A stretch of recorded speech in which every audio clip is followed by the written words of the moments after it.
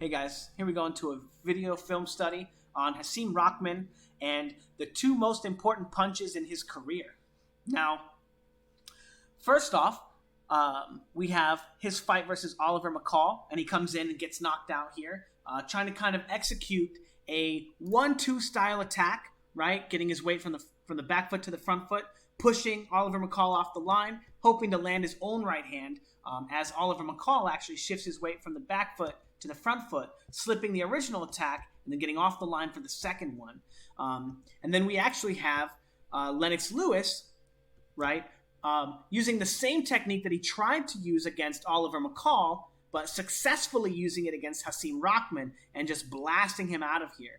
Now, there are a few technical ideas here that are going to be very important, and we're going to kind of talk about these ideas as we talk about the idea of managing our weight, okay? Now, after this fight with Oliver McCall, in which Lennox Lewis got knocked out, Lennox Lewis actually began being trained by Emanuel Steward. And Emanuel Steward is the one that I believe stayed with him for the rest of his career. I'm not sure if it was the whole career, but is most responsible, in my opinion, for developing him. Now, we're going to take a look at a few things before we start analyzing these two clips. We're going to be taking a look at a few other clips first. First, we're going to be taking a look at Lennox Lewis's jab. Now, before he trained with Lennox Lewis, or before he trained with Emanuel Steward, we can see very clear technical problems in Lennox Lewis's jab. Number one, he likes to jab from the back foot onto the front foot. And now when he throws all of his weight into this shot, notice there's no weight on his back foot. So he has no opportunity really to transfer his weight from this kind of neutral position on the front foot to get all of his weight into the front foot into a right hand. We see this evident here as he shoots this jab, and even though he's catching McCall, he's not in a position to throw his right hand before he has to start making defensive maneuvers and getting away from Oliver McCall's right hands. As we can see, when he goes through, if this clip will play, when he goes through and attacks with his lead hand, all of his weight is on the front foot. So he has to refine his weight and get his right foot planted before he can transition his weight from the back foot to the front foot through that jab or through that right hand. Now, as you can see, a very, very clear technical problem that you can see him having trouble landing the right hand in spite of the fact that he's able to get Oliver McCall to the back foot here. He's not able to take advantage of it with his own right hand. Now, if we take a look at the very next fight between him and I think the guy's name is Lionel Butler, we can see very clear shift, even though the clips are terrible quality, but we can see a very clear shift in Lennox Lewis's ability to control and manages his weight, right? Going forward through the jab as he goes front, back, front, back, front, back. And he never loses control of his lead hand or his weight. This allows him, as he's going forward, back, right? Or forward, forward into this shot. It allows him to use this same technique, right? Taking that long step with this lead hand. Sorry, the clip is kind of freezing. These very small clips are very difficult to work with on VLC. But as he goes forward and he probes and he continues to manage and control his weight, he shoots this hook here and then transfers his weight to the back foot. As you can see, all of his weight right now is on his back foot as he takes this step with the hook, and then he transfers his weight forward through the right hand. Again, his weight when he shoots this lead hand is all the way on his back foot when he sets down, and then transfers his weight all the way to the front foot. A very stark difference in the way that you see him throwing his jab here. When he gets his weight to the front foot throwing his jab here, you can see how he's not able to transfer his weight forward very seamlessly through these attacks. In spite of the fact that he's able to open up the space to safely throw his right hand by pushing McCall onto his back foot here, he's not able to take advantage of it in the same way as he doesn't have his weight planted on the back foot by the time he finishes his lead hand attack. Okay, so where does that bring us with what's going on with the first few clips? Well, let's go ahead and take a look at these attacks. Boom, boom. As they are different between the first two attacks, right? So his fight versus Oliver McCall and how he finishes his attack on the lead foot, right? We're going to go here, boom, and now he's on the lead foot. He has to bring his back leg with him before he can plant it and begin transitioning his weight into the right hand, okay? That clip is freezing. However, after training with Emanuel Steward for many, many years, he's able to perfect this technique, and by the time he ends his leading left hook, right, his weight is all the way on the back foot. As you see, his left hook is finished, all his weight is on the back heel, his foot is planted, and he's stepping with his front foot, transitioning his weight forward. A very, very stark contrast between what's going on in this clip as well. As he takes this step forward, you can clearly see him moving away from his back leg and then having to bring his back leg forward. Now the timing, the way that it works, the lead hand, and then Oliver McCall transfers all of his weight to the back foot to throw his own left hook, and as Oliver McCall transfers his weight from the back foot to the front foot, Lennox Lewis takes that time to bring his back leg from this outstretched position into this inside position so that he can begin throwing his right hand. However, he's already too far behind in the weight transfers. He's already lost too much control of his weight and isn't able to get into the correct position with his weight on the back foot so that he can explode out of this guard into his attack on the front foot quick enough.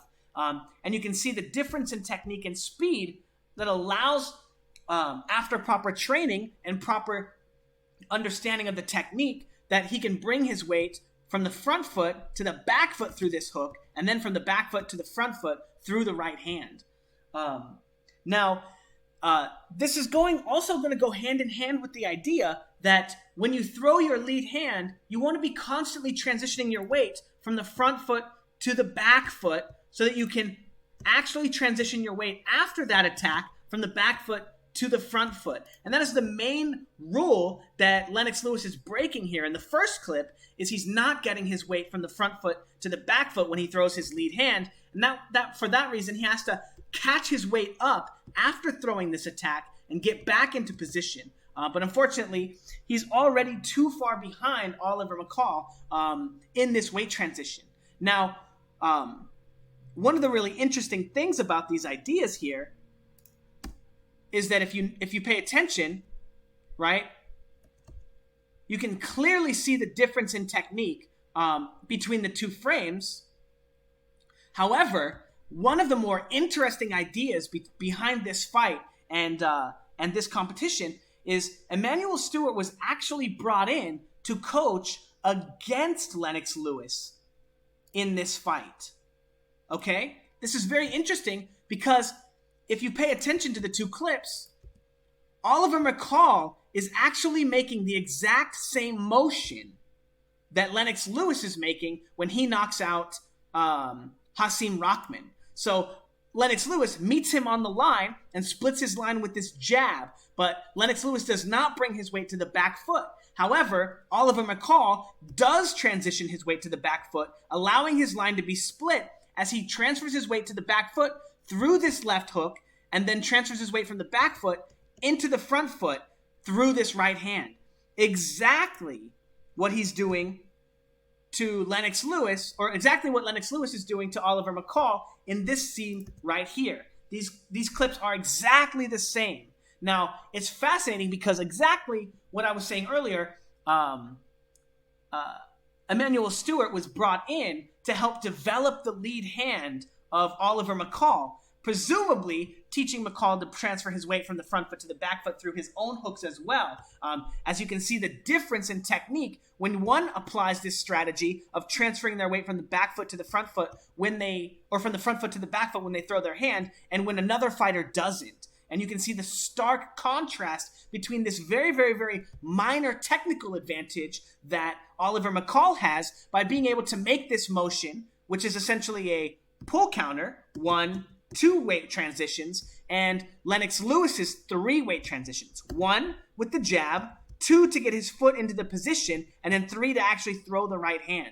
So because of the fact that Oliver McCall is properly transferring his weight and properly changing head slots and properly changing positions through each of his punches, he's able to take what takes Lennox Lewis 3 weight transitions or 3 beats and make it into 2 beats and make the same exact attack.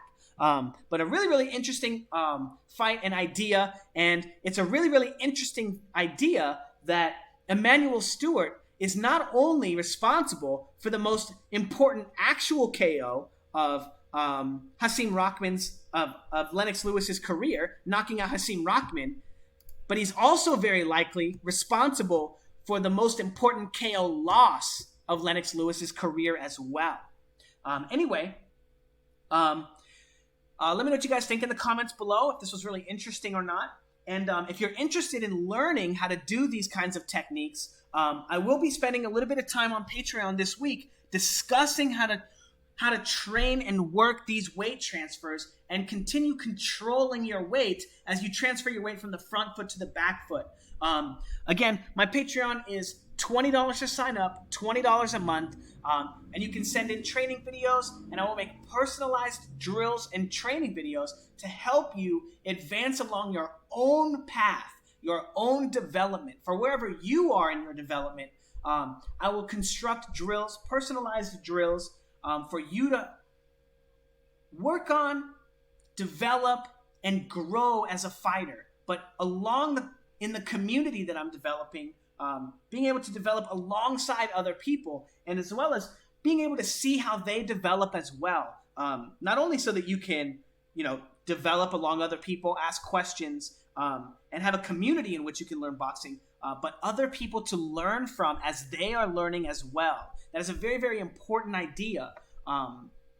But yeah, so if you're interested, check out my Patreon. It's $20 to sign up, $20 a month. I'm not sure how many videos I have on my Patreon right now. I think it's like 100, but it's a lot. And also, all of my post-fight video analysis are going to be going on my Patreon. Yeah. Anyway, yeah. Thanks, guys.